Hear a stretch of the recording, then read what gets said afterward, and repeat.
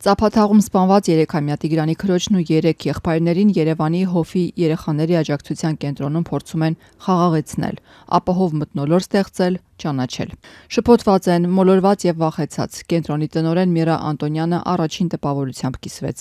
Հիմա պետք է նրանց հանգիստ թողնել։ Խնդրահարույց իրավիճակում են,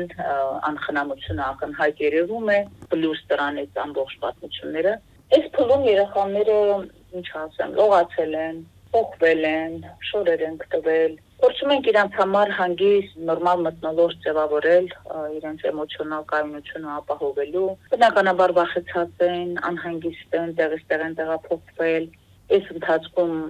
անհամար թվով մարդիկ են մտել տուն, դուրս եկել, հարցեր տվել եւ այլն, շփոթահար են, տրավմատիկ վիճակում են երեխաները։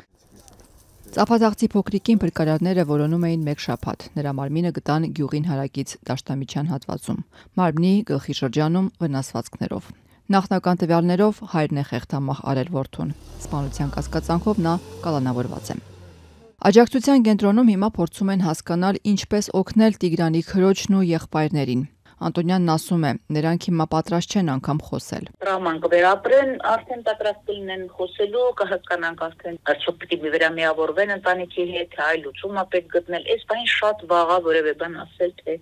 եւ թե ինչպես են կլինի։ Գեղարքունիքի մարզպետարանի խնամակալության հանձնաժողովը երեկ որոշեց, որ 4 երեխաներին պետք է տեղափոխել մայրաքաղաքի աջակցության կենտրոն։ Մեծը 12 տարեկան է, փոքրը 5։ Անճապահասները 3 ուշ երեկոյան մոր ուղեկցությամբ են հասել կենտրոն։ Մայրը սակայն նրանց հետ չի մնա։ Եթե որոշել են, որ պետք է երեխաները հեռացվեն ընտանիքից, ամենայն հավանականությամբ ունեն հաստատականներ կապված մոր խնամքի որակի, մոր կողմի խնամքի որակի կազմակերպման եւ նման հարցերի վերաբերյալ։ Ինչ վերաբերում է արդյոք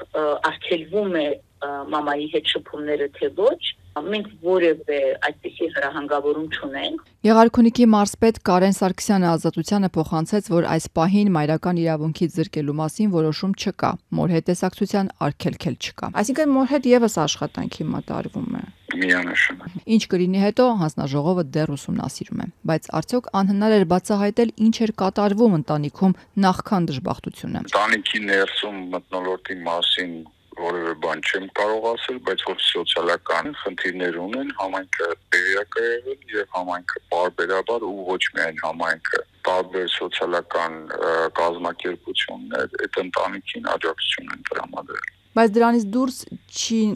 նկատվել, որ ընտանիքում այլ խնդիրներ կան, որ կարող են հանգեցնել նման դժբախտության։ Իհարկե ոչ։ Մենք այնքան սոցիալական աշխատողի կարիք ունենք այս երկրում, որքան պարեկների։ Սոցիալական աշխատողների թիվը կատաստրոֆիկ փոքր է։ Երեխաների աջակցության կենտրոնի տնօրեն Անտոնյանը սա համակարգի լրջագույն բացթողումներից մեկն է համարում, բայց ոչ միակը։ Մեղքը միայն այս օղակի վրա գցելով հարցը չի լուծվի։ Ուր էր դպրոցը, պոլիկլինիկան, չէ՞ որ հենց նրանց աչքի առաջ են մեծանում այս խոցելի երեխաները։ Ասել թե թերացել են բոլոր կառույցները նշանակում է ասել ճշմարտության կեսը, շարունակում է մասնագետը ու հարց բարձրացնում, ասենք թե դեպքը բացահայտեցին, հետո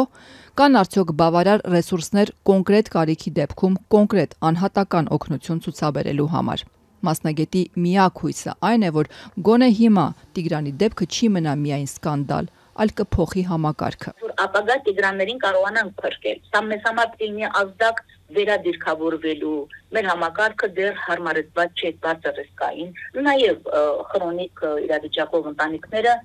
ուշադրության եւ նոր մոտեցումների կարիք ունեն։ Կենսաբանական մոր հետ չմիավորվելու դեպքում երեխաներին նոր ընտանիք է պետք։ Համակարգը այստեղ էլ է կաղում։ Խոցելի երեխաները ավելի շատ են, քան նրանց տեր կանգնել ցանկացող խնամատար ընտանիքները։ Չդիտարկենք որպես հերթական դեպք, խոսենք ու վերջանա։ Մենք պիտի ունենանք հասարակության աջակցությունը, ոչ միայն ցավակցության տեսքով, ունենանք մասնակցություն։ Մեր հասարակության մեջ բնականաբար շատ լավ հրաշալի ընտանիքներ կան, ովքեր կարող են հոգ տանել եւս մեկ երեխայի մասին, դրա համար պետությունը նաեւ կվճարի այդ ընտանիքին, մենք փնտրում ենք այդ ընտանիքներին։ Ավելի քան 40 երեխա այսօր Հովի երեխաների աջակցության կենտրոնում է, որից ուղիղ կեսը Միրա Անտոնյանի խոսքով կենսաբանական ծնողների հետ միավորվել չի կարող։ Սպասում են, որ մի օր նոր մայրիկ կամ հայրիկ կհայտնվի։